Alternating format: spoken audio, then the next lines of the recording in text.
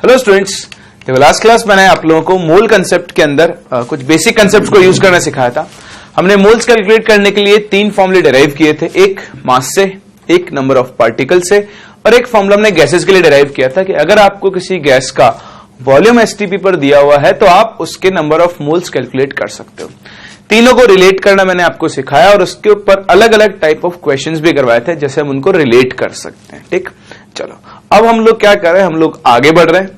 और आगे बढ़ रहे हैं आज, जैसे मैंने आपसे कहा था कि मैं आपको आज number of electrons, protons, neutrons और चार्ज कैलकुलेट करना सिखाऊंगा। तो आओ उसी के लिए हम आगे बढ़ते हैं। उससे पहले मैं आपको एक और छोटी चीज सिखा दूं जो बहुत बहुत बहुत इंपॉर्टेंट है।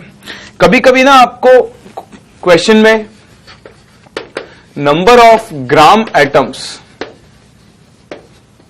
या फिर नंबर ऑफ ग्राम मॉलिक्यूल्स लिखा हुआ मिल जाता है।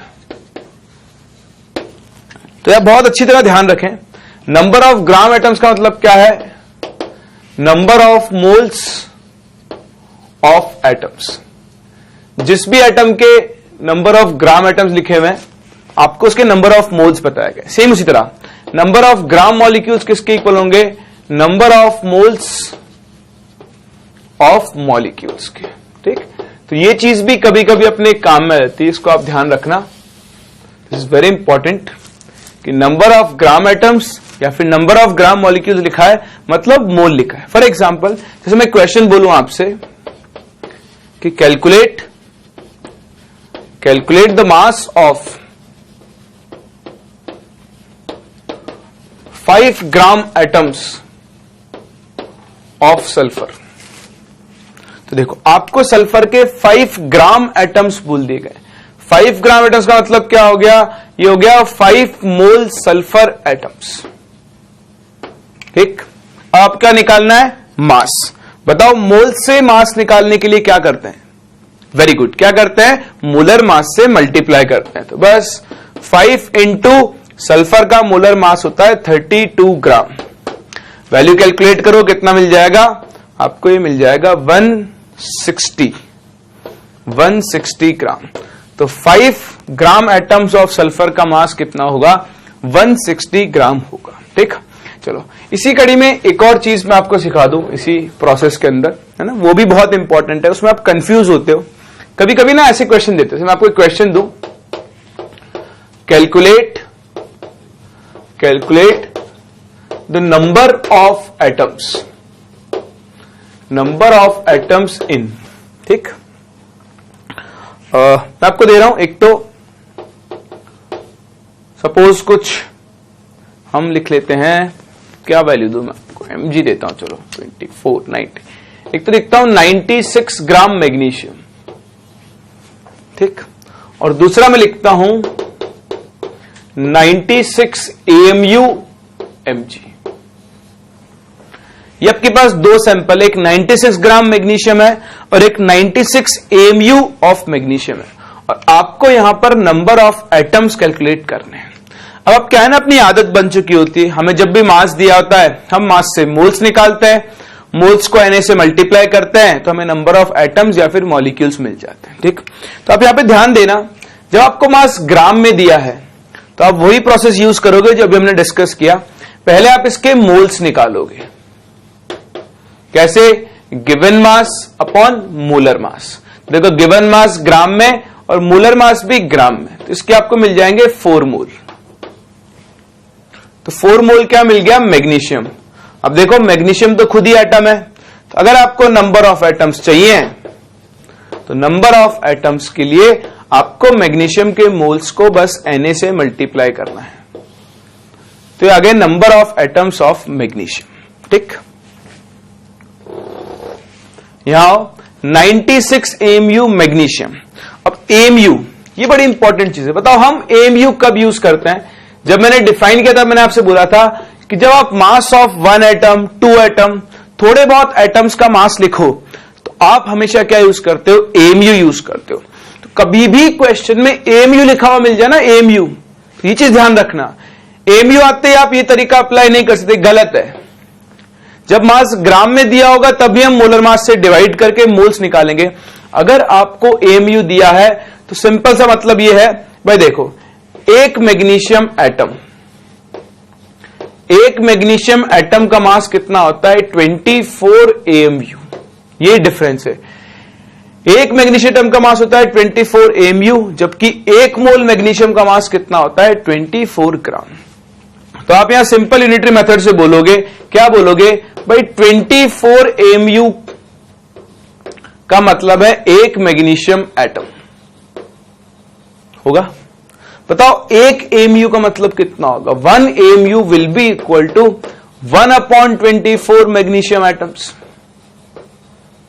ठीक, तो आपके पास कितना AMU? आपके पास है 96 AMU। तो 96 AMU का मतलब कितना हो गया? 96 divided by 24, that is 4 magnesium atoms. तो डिफरेंस देखो, जब मास ग्राम में दिया है तो आपको नंबर ऑफ एटम्स Na के टर्म्स में मिलेंगे। जब आपको मास AMU में दिया है तो आपका Na कहीं पर भी नहीं आएगा। क्यों नहीं आएगा? क्योंकि हम ये सीख चुके हैं कि जब हम ग्राम में मास निकालते हैं तो एटलीस्ट 1 मोल का मास तो होता ही, 1 मोल यानी Na। इसलिए आपको आंसर हमेशा Na के टर्म्स में मिलेगा। लेकिन जब मास AMU में दिया हो तो आप ध्यान रखना, डायरेक्ट आप इसको इसके एटॉमिक मास से डिवाइड करो, आपको नंबर ऑफ एटम्स मिल जाएंगे। तो बहुत इंपॉर्टेंट है, इस पे आपको थोड़ा फोकस करना होगा, अदरवाइज आप यहां पर गलती कर सकते हो। ठीक, तो 2 इंपॉर्टेंट चीजें मैंने आपको सिखाई, आप इन्हें कॉपी करो। फिर हम लोग चलते हैं नंबर ऑफ इलेक्ट्रॉन्स, प्रोटॉन्स और न्यूट्रॉन्स कैलकुलेट करने पे।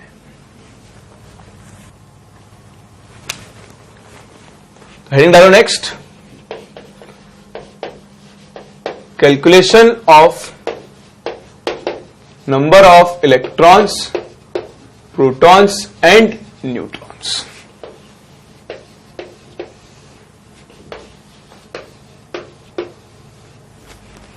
ठीक, चलो कैसे कैलकुलेट करेंगे? पहले तो हम सिंपल तरीका सीखते हैं। किसी भी एलिमेंट को रिप्रेजेंट करने का तरीका होता है ZXA। यहां पर Z हम क्या बोलते हैं? Z हम बोलते हैं इस एलिमेंट का एटॉमिक नंबर है। क्या है? एटॉमिक नंबर है। और A क्या है? A उस एलिमेंट का मास नंबर है। ठीक, तो Z इसका एटॉमिक नंबर होता है, A क्या होता है? इसका मास नंबर, और ये X क्या होता है? कोई आपका एलिमेंट होता है। ठीक, ये तो पहली चीज रिप्रेजेंटेशन जो आप लोग जानते होंगे। दूसरी इंपॉर्टेंट चीज ये Z होता है। Z इक्वल टू होता है नंबर ऑफ प्रोटॉन्स के। ठीक, और नंबर ऑफ प्रोटॉन्स किसके इक्वल होते हैं? नंबर ऑफ इलेक्ट्रॉन्स के। आप ऐसा करो, इसको अलग लिखते हैं ना, फिर गलती करोगे। पहले से ध्यान रखना, Z किसके इक्वल होता है? हमेशा नंबर ऑफ प्रोटॉन्स के। अगर एटम न्यूट्रल है, फॉर अ न्यूट्रल एटम, ठीक है, तो अगर एटम न्यूट्रल है तो न्यूट्रल एटम में नंबर ऑफ प्रोटॉन्स किसके इक्वल होते हैं? नंबर ऑफ इलेक्ट्रॉन्स के। ठीक, पहली चीज Z किसके इक्वल होता है? नंबर ऑफ प्रोटॉन्स के। और अगर आपका एटम न्यूट्रल है तो फिर नंबर ऑफ प्रोटॉन्स किसके इक्वल हो जाते हैं? नंबर ऑफ इलेक्ट्रॉन्स के इक्वल हो जाते हैं। ठीक, तो हुआ प्रोटॉन्स इलेक्ट्रॉन्स कैलकुलेट करना। अगर एटम पर चार्ज है तो प्रोटॉन्स का नंबर कभी नहीं बदलेगा। आप लोग एक मिस्टेक करते हो, ये सिखाऊंगा भी आगे। आप प्रोटॉन का नंबर बदलना शुरू कर देते हो। ध्यान रखना, एक एटम पर पॉजिटिव और नेगेटिव चार्ज इलेक्ट्रॉन के जाने और आने से आता है। प्रोटॉन का इसमें कोई रोल नहीं होता है। तो कभी भी किसी एटम पर, मॉलिक्यूल पर चार्ज दिखे तो नंबर ऑफ प्रोटॉन को ना बदलें, आप सिर्फ और सिर्फ किसको कन्वर्ट करोगे? नंबर ऑफ इलेक्ट्रॉन्स को। ठीक, चलो अभी देखेंगे कैसे करेंगे। दूसरा बात करते हैं मास नंबर। किसी भी एलिमेंट का मास नंबर जो होता है वो number of protons plus number of neutrons के बराबर होता है। ठीक, तो मास नंबर को हम लिखते हैं A। बताओ क्या नंबर ऑफ प्रोटॉन Z के बराबर होता है? बिल्कुल होता है, अभी हमने प्रूव किया है।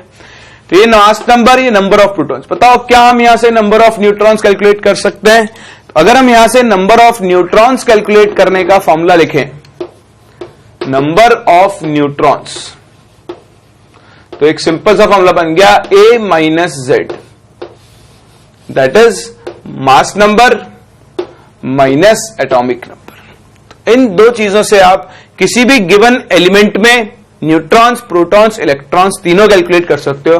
फॉर एग्जांपल बोलूं मैं नाइट्रोजन, ठीक, तो नाइट्रोजन का एटॉमिक नंबर 7, मास नंबर 14 होता है। गिनना शुरू करो। ये अगर एटॉमिक नंबर है Z, तो यही नंबर ऑफ प्रोटॉन्स होंगे।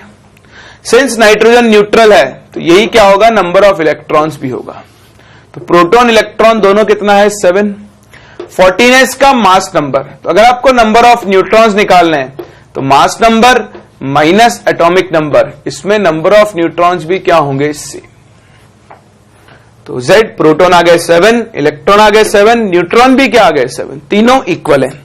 वहीं पर मान लो अगर मैं लिखता N3 माइनस, तो अब N और N3 माइनस में फर्क क्या है, N से N3 माइनस कब बनेगा, जब N ने 3 इलेक्ट्रॉन्स गेन कर लिए होंगे। सही बात है। अब आप देखो नाइट्रोजन में 7 इलेक्ट्रॉन्स थे, तो 7 + 3, इसमें इलेक्ट्रॉन्स कितने हो चुके होंगे, 10। बताओ प्रोटॉन्स कितने हो चुके होंगे, हाँ वेरी गुड, प्रोटॉन्स क्या रहेंगे, सेम। कुछ लोग क्या करते हैं, माइनस चार्ज आने से सोचते हैं प्लस चार्ज कम हो जाएगा तो 3 प्रोटॉन कम कर देते हैं। ये गलती कभी मत करना, ऐसा कभी नहीं होगा। प्रोटॉन्स का नंबर सेम रहेगा। अब भी इसमें प्रोटॉन कितने रहेंगे, 7। बताओ न्यूट्रॉन, भाई इलेक्ट्रॉन का मास नंबर में कोई रोल नहीं है, तो नंबर ऑफ न्यूट्रॉन्स भी कितने रहेंगे, सेम। यानी एक चीज समझ में आई, एक चीज क्या समझ में आई कि किसी एलिमेंट पर जब चार्ज आता है तो प्रोटॉन्स और न्यूट्रॉन्स के नंबर पर कोई इफेक्ट नहीं होता। इफेक्ट किस पर होता है, सिर्फ और सिर्फ नंबर ऑफ इलेक्ट्रॉन्स पर। आई बात समझ में। चलो तो आप इसे कॉपी करो, फिर इस पे कुछ एग्जांपल्स करते हैं। अभी हमने एक एटम पे न्यूट्रॉन्स, प्रोटॉन्स, इलेक्ट्रॉन्स कैलकुलेट करना सीखा है। इसको हम एक मॉलिक्यूल पर भी अप्लाई करेंगे। कैसे करेंगे अभी देखते हैं।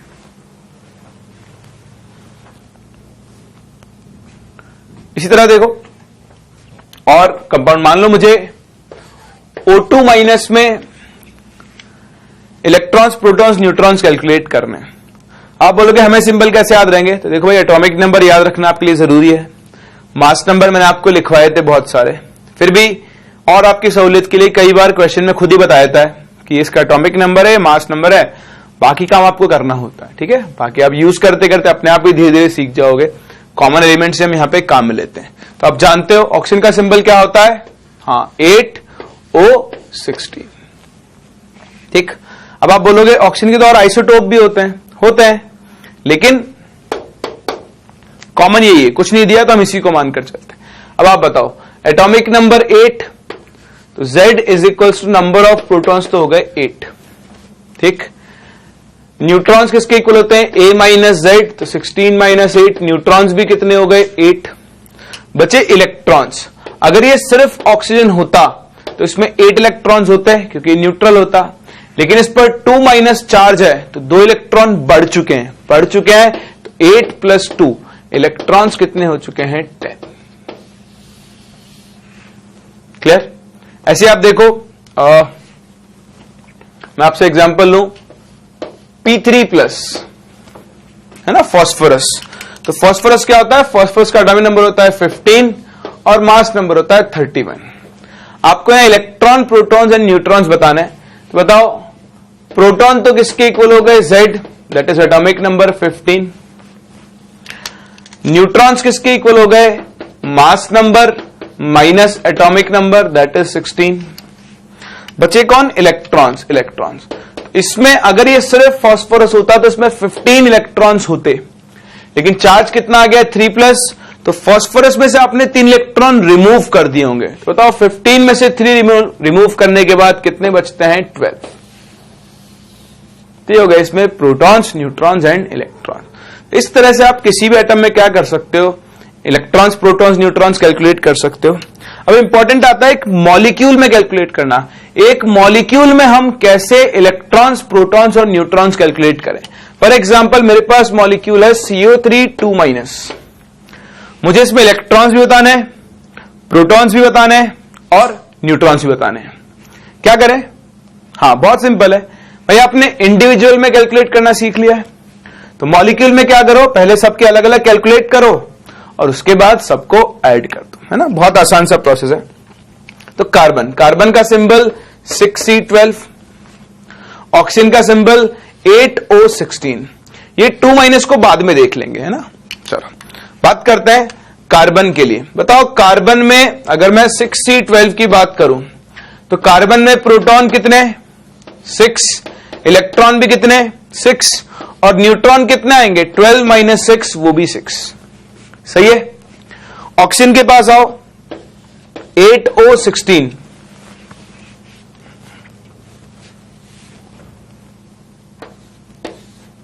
तो 8O16।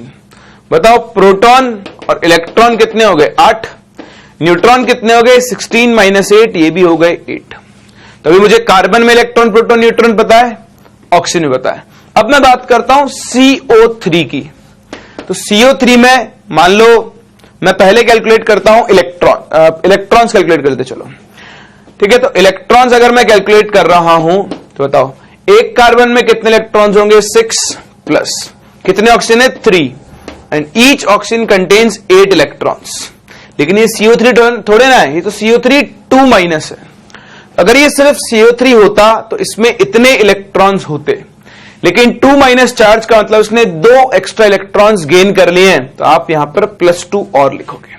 अब ऐड करो, देखो 6 प्लस 8 3 = 24, 24 प्लस 6 30, 30 एंड 2 कितने हो गए, 32 इलेक्ट्रॉन्स हो गए। होगा। प्रोटॉन्स गिनो तो प्रोटॉन्स गिनना तो आसान है। प्रोटॉन्स का चार्ज में कोई रोल नहीं है। तो कार्बन में कितने प्रोटॉन्स, 6, प्लस ऑक्सीजन में कितने प्रोटॉन्स, 8, तो 3 × 8, ये कितना आ गया, 30 प्रोटॉन्स। और इतने ही आपके पास न्यूट्रॉन्स होंगे, क्योंकि यहां पर न्यूट्रॉन भी 6 है और यहां पर भी न्यूट्रॉन कितने हैं, 8। तो जब आपको मॉलिक्यूल में इलेक्ट्रॉन्स, प्रोटॉन्स, न्यूट्रॉन्स कैलकुलेट करने हो तो बहुत आसान हो जाता है। उस केस में आपको क्या करना होता है, इंडिविजुअल के इलेक्ट्रॉन्स, प्रोटॉन्स, न्यूट्रॉन्स निकाल लो और उन सबको ऐड कर दो। आती है बात समझ में। चलो कॉपी करो, फिर बताता हूं। आपसे ये नहीं पूछेगा, वो नहीं पूछेगा, इसको घुमा के पूछेगा। कैसे पूछेगा अभी डिस्कस करते हैं। एक बार आप इसे कॉपी कर लो।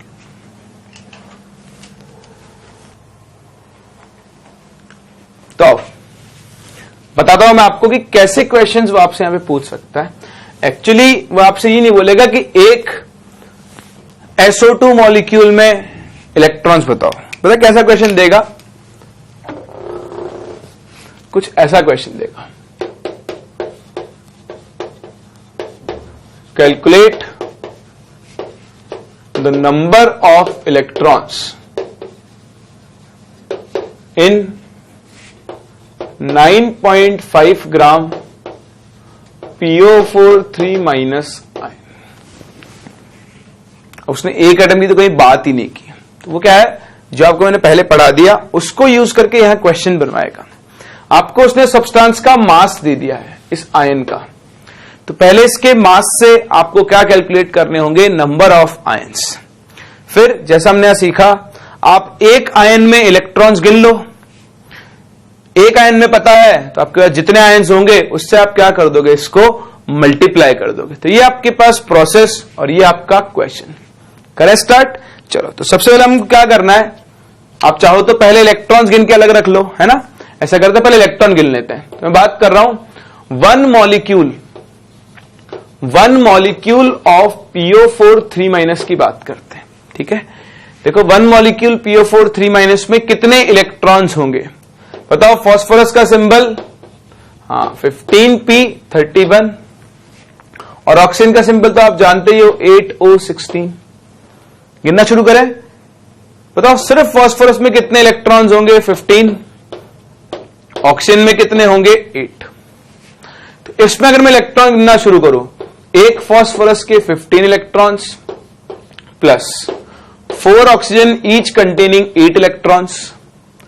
ये तो कब होता, जब ये सिर्फ PO4 होता, लेकिन PO4 3- है तो 3 एक्स्ट्रा इलेक्ट्रॉन्स और आएंगे। तो देखो 15 एंड 3 18, 8 4 32, तो ये आपके पास आ गए 50 इलेक्ट्रॉन्स। यानी एक PO4 फॉस्फेट मॉलिक्यूल है आपका, एक फॉस्फेट आयन में 50 इलेक्ट्रॉन्स हैं। बस हो गया क्वेश्चन सॉल्व।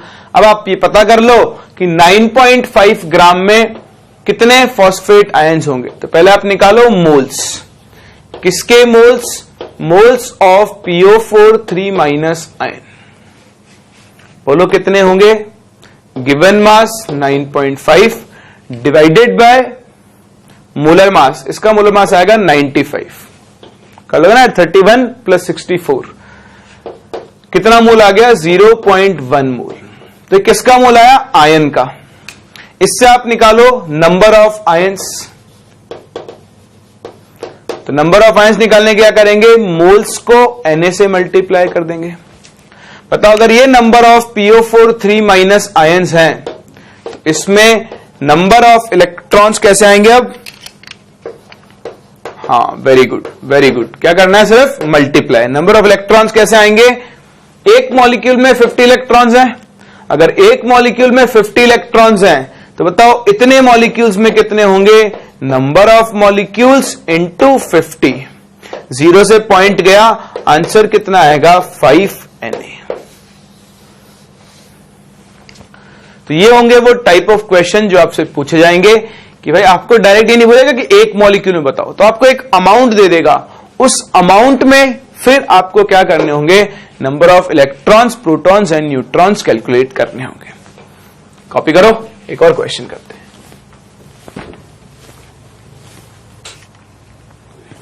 तो आप देखो एक और क्वेश्चन इसी टाइप पर। क्वेश्चन इज से कैलकुलेट नंबर ऑफ अपना प्रोटॉन्स, न्यूट्रॉन्स एंड इलेक्ट्रॉन्स, तीनों कैलकुलेट करने हैं आपको इन 90 ग्राम NH4+ NH4+। फटाफट से कैलकुलेट करो और आंसर दो।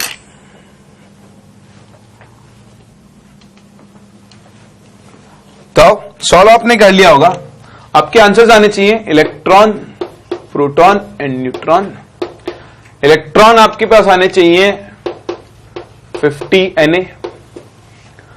प्रोटॉन्स आपके पास आने चाहिए 55 Na।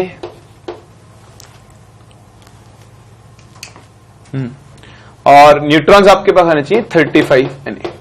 ठीक, ये आपके पॉसिबल आंसर्स होने चाहिए। आओ डिस्कस करते हैं, देखते हैं आपने क्वेश्चन सही किया है या फिर गलत। सबसे पहले आप बात करो नाइट्रोजन का सिंबल 7N14, हाइड्रोजन 1H1, और हमें कैलकुलेट करना है सब कुछ NH4+ में। तो इलेक्ट्रॉन्स, प्रोटॉन्स, न्यूट्रॉन्स तीनों कैलकुलेट करें।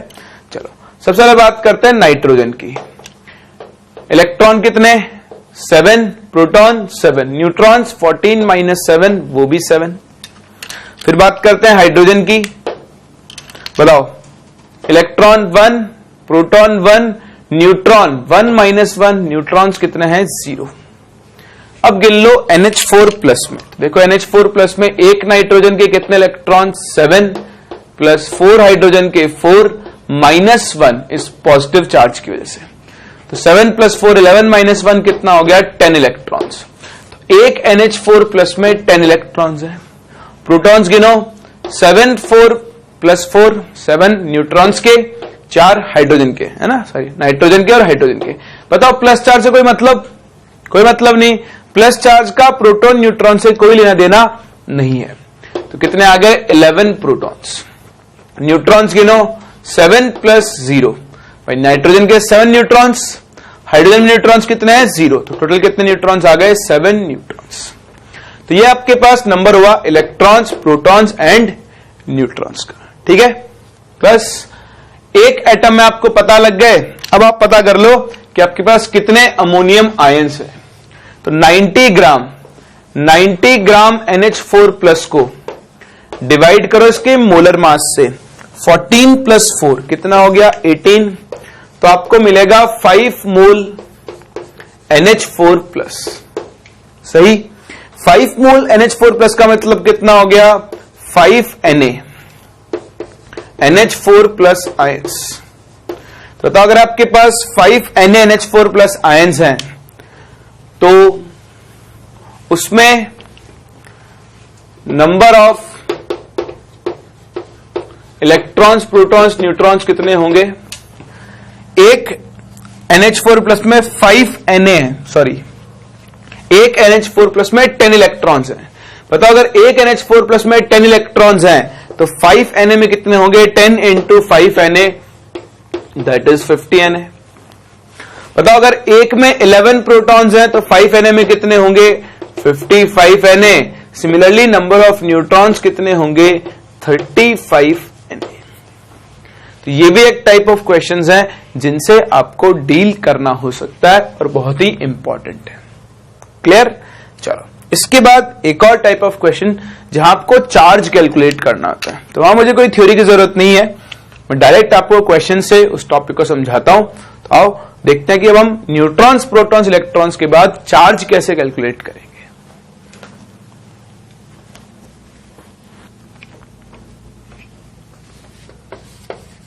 फिर देखो कैलकुलेशन ऑफ चार्ज, थोड़ी चीज डिस्कस कर लें इसमें हम कुछ।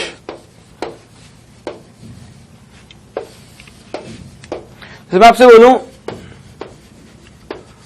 चार्ज ऑन O2 माइनस, तो आप लोग उसको सिंपल कितना बोल देते हो? -2।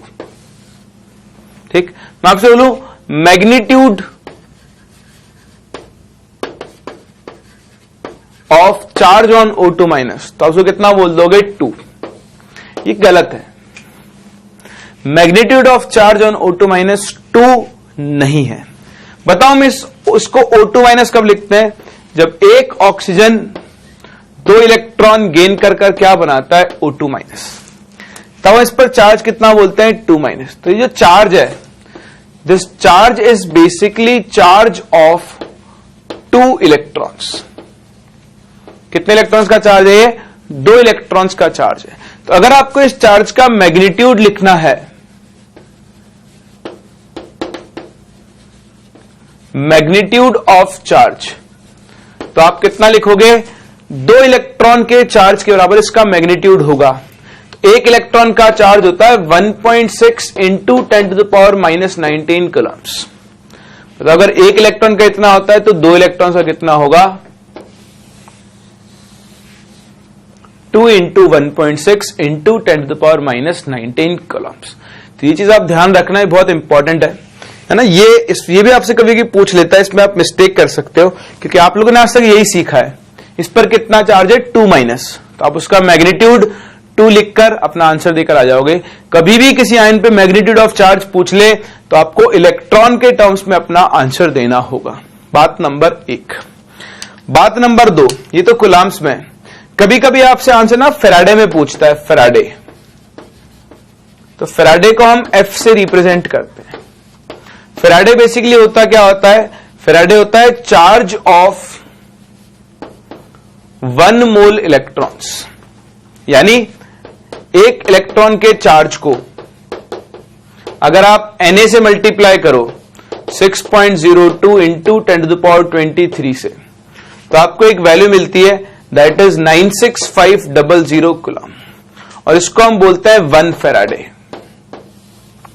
या फिर आप इसको चार्ज ऑफ 1 मोल इलेक्ट्रॉन भी बोल सकते हो। ठीक है ना? तो ये भी ध्यान रखना, ये यहां तो इतना मतलब सीखना होता है आपको, ये बहुत इंपॉर्टेंट होता है। ये भी आगे चैप्टर्स में चल के आपके बहुत काम में आएगा। तो ये फैराडे है। 1 मोल इलेक्ट्रॉन का चार्ज कितना फैराडे होता है? 1 फैराडे, और उसकी वैल्यू कितनी होती है? 96500 कूलम्स। चलो, सिमिलरली देखो, अगर मैं लिखना चाहूं चार्ज ऑन Al3+, तो बताओ Al3+ पे चार्ज का मैग्नीट्यूड कितना होगा? हाँ, अब आपसे चार्ज 3 नहीं बोलोगे, क्या बोलोगे? 3 इलेक्ट्रॉन्स के बराबर ये चार्ज होगा। तो चार्ज का मैग्नीट्यूड कितना होगा? 3 इंटू 1.6 इंटू 10⁻⁻19 कूलम्स। आती ना बात समझ में? चलो, तो इस चीज को समझने के बाद अब हम अपने क्वेश्चन को सॉल्व कर सकते हैं। तो आओ क्वेश्चन करते हैं। इसके ऊपर बेस्ड एक ही क्वेश्चन बहुत है, आप समझ जाओगे उसी से। फॉर एग्जाम्पल मैं आपसे बोलूं calculate the magnitude of charge on, मैं देता हूं 19.2 ग्राम SO4 2 माइनस आयंस। ठीक है, बात वही है, सिंपल समझ लिया, देगा हमेशा मास के टर्म्स में। तो 19.2 ग्राम SO4 2 माइनस आयंस है, आपको उनके ऊपर चार्ज निकालना है। पहला मतलब दो टर्म्स निकालना है, फर्स्ट इन कूलम्ब्स और दूसरा इन फैराडे। तो फैराडे के टर्म्स में निकालोगे, कूलम्ब के टर्म्स में निकालोगे। ठीक, चलो आप करो ट्राई, फिर हम लोग इसको डिस्कस करते हैं। तो करें डिस्कस। देखो तरीका वही है सेम, आपको सबसे पहले एक आयन के ऊपर चार्ज देख लो, है ना, एक आयन के ऊपर देख लो, पहले नंबर ऑफ आयंस कैलकुलेट कर लेते हैं। चलो आप कैलकुलेट करो moles of SO4 2 minus ions. ठीक, कितना हो जाएगा, गिवन मास अपॉन इसका मोलर मास आएगा 96, तो वैल्यू आ जाएगी आपके पास 0.2 मोल। ठीक है, वो तो आप कर ही लोगे कैलकुलेट। आ गया 0.2 मोल। बस मोल्स ऑफ आयन से आप निकाल लो number of SO4 2 minus ions. बताओ number of SO4 2 minus ions कितना हो जाएगा, 0.2 Na। आपको चार्ज निकालना है, एक बार कूलम्ब्स में और एक बार फैराडे में। तो आप देखो charge on 1 SO4 2 minus ion वो कितना आएगा, 2 इंटू 1.6 इंटू 10⁻⁻19 कूलम आएगा ना। अगर मैं फैराडे में लिखना चाहूं तो मैं क्या लिखूंगा, charge on 1 mole SO4 2 minus ions. तो भाई देखो एक आयन पे चार्ज इतना है, तो 1 मोल आयन पे कितना होगा, 2 इंटू 1.6 इंटू 10⁻⁻19 इंटू Na। ये चीज हो गई फैराडे। तो सिंपल है, अगर एक आयन पे 2 माइनस का चार्ज है तो 1 मोल पर 2 फैराडे के बराबर चार्ज होगा, कितना होगा, 2 फैराडे। अभी सिखाना मैंने आपको, 1 मोल इलेक्ट्रॉन का चार्ज कितना है, 1 फैराडे। यहां पर कितने इलेक्ट्रॉन के बराबर चार्ज आएगा, 2। तो अगर आप 1 मोल SO4 2 माइनस आयन पे चार्ज देखो तो उसको हम बोलेंगे 2 फैराडे। तो ये चीज आपको देखनी आनी चाहिए। अगर मैं एक आयन पे बात कर रहा हूं तो उस पर 2 इलेक्ट्रॉन के बराबर चार्ज होगा। अगर मैं 1 मोल आयन पे बात कर रहा हूं तो उस पर 2 मोल इलेक्ट्रॉन के बराबर चार्ज होगा, जिसको हम 2 फैराडे बोलते हैं। बस हो गया क्वेश्चन सॉल्व। अगर आपको आंसर देना है कूलम्ब्स में, देखो एक आयन पे चार्ज है इतना, इतने आयन्स पे कितना होगा, 0.2 Na into 2 into 1.6 into 10⁻⁻19 Coulomb's. ठीक, फैराडे में लिखना है तो सिंपल कितना लिखोगे, 0.2 Na into 2 Faraday, that is 0.4 Na Faraday. तो ये हो गया आपके पास इस क्वेश्चन का आंसर। देखो फैराडे में पूछने चांसेस तो यहां बहुत कम है। आप 12th क्लास में एक चैप्टर पढ़ते हो, दैट इज कॉल्ड इलेक्ट्रोकेमिस्ट्री, वहां पे आप इस फैराडे टर्म को बहुत यूज करते हो। तो इसीलिए मैंने आपको मिलवा दिया इससे, ताकि कभी आपको ये लगे नहीं कि यार नाम पहली बार सुन रहे हैं। फैराडे क्या होता है, 1 मोल इलेक्ट्रॉन के चार्ज को क्या हम बोलते हैं, 1 फैराडे बोलते हैं। तो अगर आपके पास 2 मोल इलेक्ट्रॉन है तो 2 फैराडे, 3 मोल इलेक्ट्रॉन होते तो कितना लिखते हैं हम लोग, 3 फैराडे लिखते हैं। चलो ये हमारे पास छोटी मोटी चीजें जो हमने कैलकुलेट की, इलेक्ट्रॉन्स क्या होते हैं, प्रोटॉन्स क्या होते हैं, है ना, कैसे हम इनको कैलकुलेट करते हैं, सॉरी नॉट क्या होते हैं, गिवन मास में आप कैसे चार्ज कैलकुलेट कर सकते हो। नेक्स्ट हम लोग आगे बढ़ रहे हैं। एक और छोटी सी चीज, कुछ टर्म्स जिनके नाम, जिनके बारे में आपको पता होना चाहिए। एक टर्म तो होता है आइसोटोप, ये तो आप बहुत अच्छी तरह जानते हो। आइसोटोप्स क्या होते हैं, isotopes are elements, rather elements आप लिखो atoms, atoms with same atomic number but different mass number, है ना। तो ये डेफिनेशन तो आपने बहुत बार सुनी भी है, इसको आप जानते हो। अब इस चीज को हम यूज भी करेंगे। एग्जाम्पल, बहुत एग्जाम्पल है। 6C12, 6C13, atomic number same है लेकिन मास नंबर डिफरेंट है। 8O16, 8O17, 17Cl35, 17Cl37, ये सब एक दूसरे के क्या हैं? आइसोटोप्स हैं। तो ऐसे एटम्स जिनके एटॉमिक नंबर हो सेम लेकिन मास नंबर हो डिफरेंट, उन्हें हम क्या बोलते हैं? आइसोटोप्स। ऐसे ही दूसरा नाम आता है आइसोबार्स। आइसोबार्स में क्या होता है? आइसोबार्स में सेम मास नंबर होता है, एटॉमिक नंबर क्या होते हैं? डिफरेंट। जैसे बात करूं कैल्शियम 20Ca40 और आर्गन 18Ar40, दोनों का मास नंबर क्या है? सेम। इसलिए ये दोनों क्या कहलाते हैं? एक दूसरे के आइसोबार्स कहलाते हैं। ठीक। इसी तरह तीसरा टर्म आता है आपके पास आइसो इलेक्ट्रॉनिक। देखो केमिस्ट्री में आइसो टर्म, आइसो जो ये है ना टर्म, इसका मतलब होता है सेम। तब भी दो चीजें सेम होगी, आप उनके लिए आइसो यूज कर सकते हो। तो आइसो इलेक्ट्रॉनिक क्या होगा? हाँ, वेरी गुड, जिनमें सेम नंबर ऑफ इलेक्ट्रॉन्स होते हैं, same number of electrons. For example मैं देखूं NH4+, मैं बोलूं Mg2+, Al3+, Na+, O2-, F-, N3-। आपने इनमें सब में इलेक्ट्रॉन्स गिनना शुरू करो। देखो नाइट्रोजन में 7 इलेक्ट्रॉन्स होंगे ना, प्लस हाइड्रोजन के 4, कितने हो गए? 11, प्लस चार्ज की वजह से एक कम, 10 इलेक्ट्रॉन्स। मैग्नीशियम का एटॉमिक नंबर 12, 12 में से 2 गया, कितना? 10 इलेक्ट्रॉन।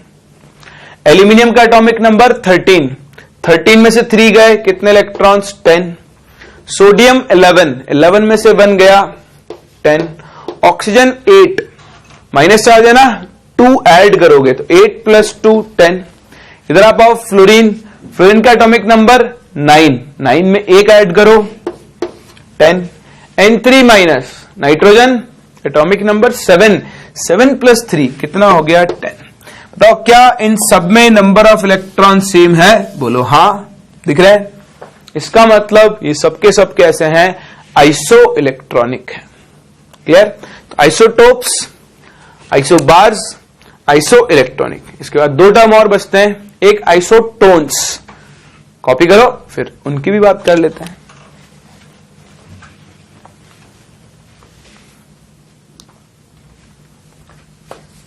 फिर देखो अगला टर्म, दैट इज आइसोटोन्स।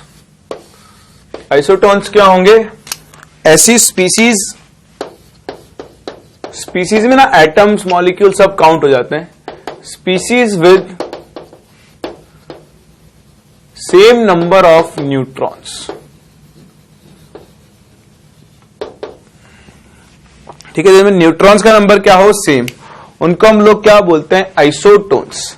अब जैसे हम एग्जाम्पल लें, आप एग्जाम्पल लो, देखो जैसे है अपने पास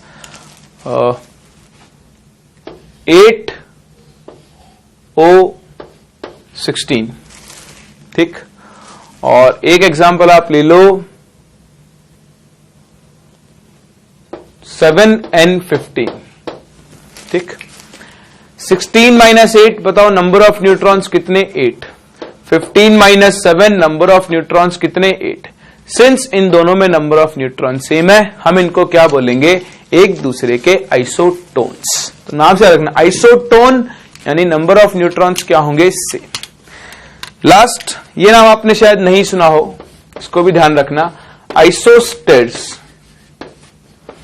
आइसोस्टेर्स क्या होता है? आइसोस्टेर्स होता है आपके पास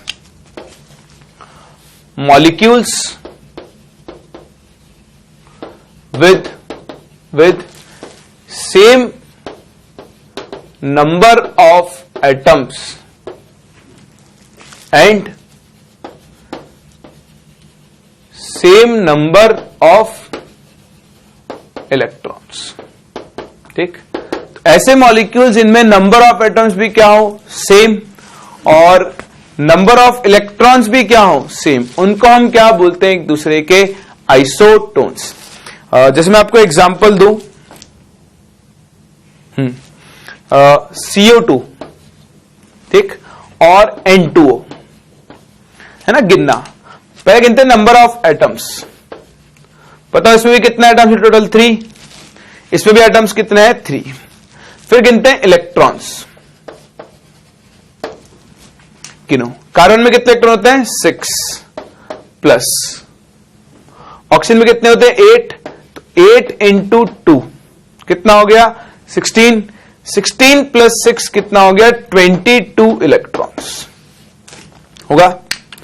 यहां गिनो N2O में 7, तो 7 इंटू 2 14 प्लस एक ऑक्सीजन में 8 इलेक्ट्रॉन, 14 प्लस 8 फिर से कितना आ गया, 22 इलेक्ट्रॉन्स। तो यहां नंबर ऑफ एटम्स भी सेम है और नंबर ऑफ इलेक्ट्रॉन्स भी सेम है। तो जो नंबर ऑफ एटम्स और इलेक्ट्रॉन्स दोनों सेम हो तो फिर ऐसी स्पीसीज को हम क्या बोलते हैं, एक दूसरे के आइसोस्टेट्स बोलते हैं। तो बस आपको इनका मतलब पता होना चाहिए, कभी कभी यूज में आता है जिनमें नंबर ऑफ इलेक्ट्रॉन सेम उनको isoelectronic, proton same isotopes, mass number same isobar, isosteres ये आपके लिए नया टर्म होगा, नंबर ऑफ एटम्स भी सेम हो और नंबर ऑफ इलेक्ट्रॉन्स भी सेम हो तो उनको हम क्या बोलते हैं, आइसोस्टेट्स। चलो, तो अभी छोटे छोटे टर्म डिफाइन करने के बाद मैं आपसे बात करता हूं वापस से आइसोटोप्स के बारे में। ये एक बहुत इंपॉर्टेंट टॉपिक है। देखो नेचर में क्या होता है, एलिमेंट्स जो होते हैं वो अलग अलग आइसोटोप्स की फॉर्म में एग्जिस्ट करते हैं। जैसे मैं आपसे बात करूं कार्बन, कार्बन C12, C13 और C14 तीन आइसोटोप्स की फॉर्म में एग्जिस्ट करते हैं। नाइट्रोजन N14, N15 दो आइसोटोप्स की फॉर्म में, क्लोरीन 35, 37 दो आइसोटोप्स की फॉर्म में। तो जब कोई एक एलिमेंट आइसोटोप्स की फॉर्म में एग्जिस्ट करता है तो जब हम उसका एटॉमिक मास डिफाइन करने जाते हैं तो हमें हर एक आइसोटोप को कंसीडर करना होता है और उसी को कंसीडर करते हुए हम अपना अगला टॉपिक पढ़ते हैं जिसका नाम है एवरेज एटॉमिक मास। कॉपी करो, फिर हम स्टार्ट करते हैं अपने अगले टॉपिक से जिसका नाम है एवरेज एटॉमिक मास। बहुत ही इंपॉर्टेंट है, बहुत आसान भी है, बस थोड़ा ध्यान से समझना। इसे हम कहते हैं एवरेज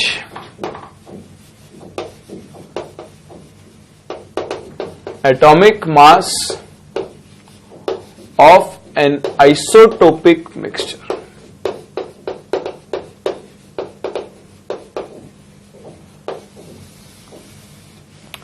देखो क्यों हमने इसको डिफाइन किया। जैसे बात करो कार्बन की, कार्बन के तीन आइसोटोप होते हैं, C12, C13, C14। नेचर में सबसे ज्यादा एग्जिस्ट करता है C12 सम 99.5% के आसपास, और बाकी जो थोड़ा बहुत बचा वो ये दोनों एग्जिस्ट करते हैं। ठीक, तो पर क्या कार्बन का अमाउंट बहुत ज्यादा है, तो जब हम कार्बन का एटॉमिक मास लिखने जाते हैं तो उसमें क्या होता है, इन दोनों का कंट्रीब्यूशन ऑलमोस्ट नेग्लिजिबल होता है। इसलिए हम जनरली कार्बन का मास कितना लिख देते हैं, 12, क्योंकि मेन कंट्रीब्यूशन किसका है, C12 आइसोटोप का है, C13, C14 का बहुत कम है। तो इनको कंसीडर नहीं भी करो या कर भी लो तो भी कोई फर्क नहीं पड़ता। तो हम इस चीज को बोलते हैं अबंडेंस। क्या बोलते हैं, अबंडेंस, है ना। थोड़ा टर्म के मतलब समझना। अबंडेंस क्या होती है, एक आइसोटोप नेचर में जिस अमाउंट में एग्जिस्ट करता है, जैसे जितना भी कार्बन एग्जिस्ट करता है उसका 99.5% कार्बन 12 है, तो ये कार्बन 12 की परसेंटेज अबंडेंस है। क्या होती है, परसेंटेज अबंडेंस। और इस परसेंटेज अबंडेंस को हम मोल परसेंट की तरह काम मिलेंगे। किसकी तरह काम मिलेंगे, मोल परसेंट की तरह काम मिलेंगे। अब आप बोलोगे मोल परसेंट क्या होती है, बड़ी आसान सी चीज है। मान लो आपके पास एक मिक्सचर है A, B और C का। अगर मैं लिखना चाहूं मोल परसेंट ऑफ A, तो मोल परसेंट ऑफ A किसके इक्वल होगा, पहले आप निकालो moles of A upon total moles into 100। बस यही होता है मोल परसेंट। B का मोल परसेंट निकालना है तो B के moles upon total moles into 100। पर आपको ना इसको उल्टे तरीके से देखना आना चाहिए। जैसे मैं बोलूं एक मिक्सचर में ए का मोल परसेंट है 20, बी का मोल परसेंट है 40, ठीक। तो देखो टोटल परसेंटेज हमेशा कितना हो सकता है 100। तो अगर आपको कभी परसेंटेज दिया हो तो आप टोटल को 100 मान लेना। अभी जब हम क्वेश्चन करेंगे तब मैं आपको बताऊंगा। अभी टोटल को 100 मान लिया। अगर टोटल 100 है तो ए के मोल्स कितने हो गए 20, बी के मोल्स कितने हो गए 40 और सी के मोल्स कितने हो जाएंगे 60। तो आपको ना इसको रिवर्स रीड करना आना चाहिए। अगर एक मिक्सचर में आपको 3 कंपोनेंट है, 2 का मोल परसेंट दिया है तो आप तीसरे का मोल परसेंट निकाल सकते हो। टोटल मोल्स 100 मान लो, इसका मतलब ए के मोल्स हो गए 20, बी के मोल्स हो गए 40 और सी के मोल्स कितने हो चुके होंगे 60। ये बात समझ में आती है? चलो, तो इस चीज को हमने डिस्कस कर लिया। तो अभी हमें क्वेश्चन में चाहे परसेंटेज अबेंडेंस दिया हो चाहे मोल परसेंट दिया हो, हम उसको ए की तरह ट्रीट करेंगे। अभी देखो यहां पे तो कार्बन 12 हमने मान लिया, तो हम कैलकुलेट करके भी देख सकते हैं अभी जब फॉर्मूला बना लेंगे। लेकिन मैं बात करूं क्लोरीन, क्लोरीन के 2 आइसोटोप होते हैं, एक Cl35, एक Cl37। इसकी अबेंडेंस अराउंड 75% होती है और इसकी अराउंड 25% होती है। तो जहां मैंने कार्बन में बाकी 2 आइसोटोप्स को नेग्लेक्ट कर दिया था और C12 के मास को ही कार्बन का मास ले लिया था, बताओ क्या मैं वो काम यहां कर सकता हूं? नहीं कर सकता ना। ये 75% है, ये 25% है, हम इसको नेग्लेक्ट नहीं कर सकते। तो बताओ अब हम क्लोरीन का एटॉमिक मास कितना लिखें, 35 लिखें या 37 लिखें? इसी डिलेमा को दूर करने के लिए हमने डिफाइन किया एवरेज एटॉमिक मास, कि भाई आप इसके एटॉमिक मास में क्लोरीन का भी कंट्रीब्यूशन होगा और मतलब क्लोरीन 35 का भी कंट्रीब्यूशन होगा और 37 का भी कंट्रीब्यूशन होगा। दोनों के कंट्रीब्यूशन को कंसीडर करके ही आप क्या लिख सकते हो इसका, आप इसका एवरेज एटॉमिक मास लिख सकते हो। तो एवरेज एटॉमिक मास हम कैलकुलेट कैसे करते हैं, बहुत आसान है। एवरेज एटॉमिक मास भाई देखो, हम यहां पे एक फॉर्मूला यूज करते हैं मोल्स वाला, आपने सीखा ना मोल्स। बताओ मोल्स का फॉर्मूला क्या होता है, मास अपॉन मोलर मास, ठीक। होता है एक सब्सटेंस के लिए। अब एक चीज देखो, मोलर मास, ये बहुत इंपॉर्टेंट है, ध्यान देना। नाइट्रोजन का एटॉमिक मास कितना होता है बताओ 14, और नाइट्रोजन का मोलर मास कितना होता है 14 ग्राम। ये डिफरेंस होता है ना, एटॉमिक मास तो होता है 14 AMU और मोलर मास कितना होता है 14 ग्राम। अगर मैं बात करूं ऑक्सीजन, ऑक्सीजन का एटॉमिक मास कितना होता है 16 AMU और मोलर मास कितना होता है 16 ग्राम। तो मैं क्यों लिख रहा हूं, क्योंकि मैं कहना चाहता हूं कि किसी भी सब्सटेंस का एटॉमिक मास और मोलर मास वैल्यू में क्या होता है सेम, डिफरेंस किसका होता है यूनिट का। तो बस मैं वही चीज बोल रहा हूं, मैं यहां पर मोलर मास को किससे रिप्लेस कर सकता हूं, एटॉमिक मास से, है ना। वैल्यू तो सेम ही आएगी, डिफरेंस आएगा बस यूनिट का। तो देखो यहां से एटॉमिक मास को मैं लिख रहा हूं, एटॉमिक मास किसके इक्वल, मास अपॉन मोल्स। ये तो हुआ एक सिंगल सब्सटेंस के लिए, सिंगल सब्सटेंस के लिए होगा। अगर मैं यही चीज एक मिक्सचर के लिए डिफाइन करूं, फॉर मिक्सचर, तो देखो मिक्सचर के लिए एटॉमिक मास से हम लिखेंगे एवरेज एटॉमिक मास, मास या क्या लिखेंगे टोटल मास, अपॉन बताओ मोल्स की जगह यूज करेंगे टोटल मोल्स, ठीक। तो आपको इन सारे चक्कर में नहीं पड़ना है, आप तो एक फाइनल फॉर्मूला याद रखोगे। मैंने फॉर्मूला डायरेक्ट नहीं लिखा क्योंकि मेरी आदत नहीं है, ठीक है। पहले मैं समझाऊंगा, पूरा समझना तो आपको है, क्योंकि लॉजिक पता है ना फॉर्मूला कहां से आया, उसी के बाद तो फॉर्मूला लिख सकते हैं अपन, ना। इसलिए हम लोग काम कर रहे हैं भाई, मोल्स है mass upon atomic mass, single substance के लिए एटॉमिक मास ये होगा, तो मिक्सचर के लिए फॉर्मूला बनेगा ये। अब मिक्सचर का टोटल मास कैसे कैलकुलेट करें, तो देखो उसके लिए अब हम मतलब मैंने फॉर्मूला तो बना लिया है, अब मैं इसको एक जनरलाइज फॉर्म में लेकर जा रहा हूं। कैसे, थोड़ा इधर आओ। मैं क्या कर रहा हूं, मेरे पास 2 आइसोटोप्स लेकर चल रहा हूं। मेरे पास एक आइसोटोपिक मिक्सचर है जिसमें 2 आइसोटोप है। एक आइसोटोप I1, एक आइसोटोप I2। मुझे इनके मास नंबर पता है, यानी बेसिकली इनका एटॉमिक मास। इसका मास नंबर है m1, इसका मास नंबर है m2, और मुझे इनके परसेंटेज अबेंडेंस या फिर मोल परसेंट पता है। मान लो इसका मोल परसेंट है A और इसका मोल परसेंट है B, ठीक। तब आप देखो हम बड़ी आसानी से यहां पर एवरेज एटॉमिक मास लिख सकते हैं। टोटल मास, अगर मैं इन दोनों के मास कैलकुलेट करना चाहूं तो मास होता है मोल्स इनटू मोलर मास। तो आइसोटोप I1 का मोलर मास मास हो गया m1 into A। Isotope I2 का मास कितना होगा m2 इंटू B। ये तो आ गया टोटल मास अगर मैं दोनों को ऐड कर दूं, और ये हो जाएगा टोटल मोल्स अगर मैं इन दोनों को ऐड कर दूं। बताओ अगर मैं यहां पर m एवरेज का फॉर्मूला लिखूं तो m एवरेज का फॉर्मूला क्या है, total mass upon total moles. तो टोटल मास कितना m1A plus m2B upon total moles कितना हो जाएगा A प्लस B। तो ये मेरे पास एक बहुत ही सुंदर सा सिंपल सा फॉर्मूला आ गया है।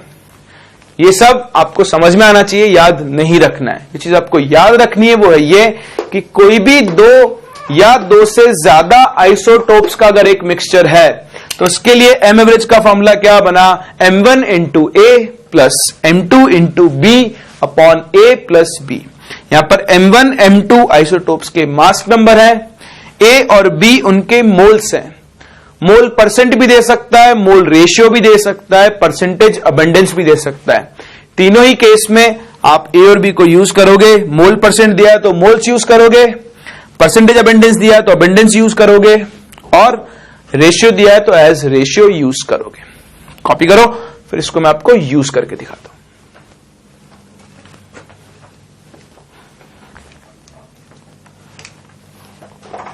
तो इसको यूज करते हैं। देखो आप लोगों ने सुना क्या, आप जानते ही हो।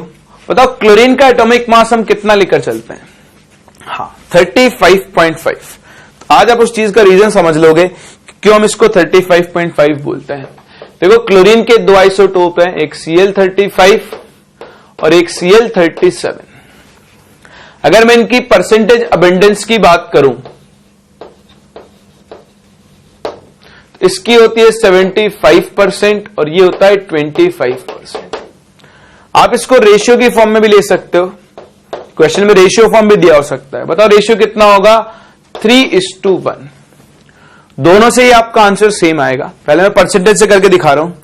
अगर मुझे इसका एवरेज एटॉमिक मास कैलकुलेट करना है, बताओ m एवरेज का आपने अभी भी फॉर्मूला पढ़ा, m1 into A plus m2 into B upon A plus B। m1 पहले आइसोटोप का मास नंबर 35 इंटू उसका परसेंटेज 75 प्लस दूसरा isotope 37 into percentage 25 divided by total percentage कितना हो गया 75 प्लस 25 दैट इज 100। सॉल्व करोगे आपको वैल्यू मिलेगी 35.5। ये तो आ गया परसेंटेज से। आप चाहो तो रेशियो से भी कर सकते हो। m एवरेज आप A और B को एज रेशियो ट्रीट कर लो। 35 इंटू A की जगह लिखो 3 प्लस 37 इंटू 1 अपॉन 4। आप वैल्यू फिर से कैलकुलेट कर लेना, 35.5 ही आएगा।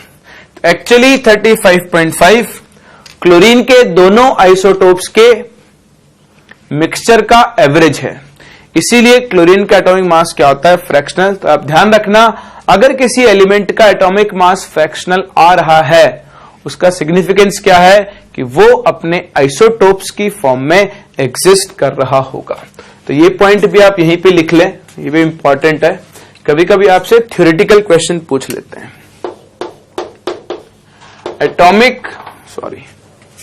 अब लिखोगे कि fractional atomic mass of an element signifies that it exists in the form of mixture of isotopes.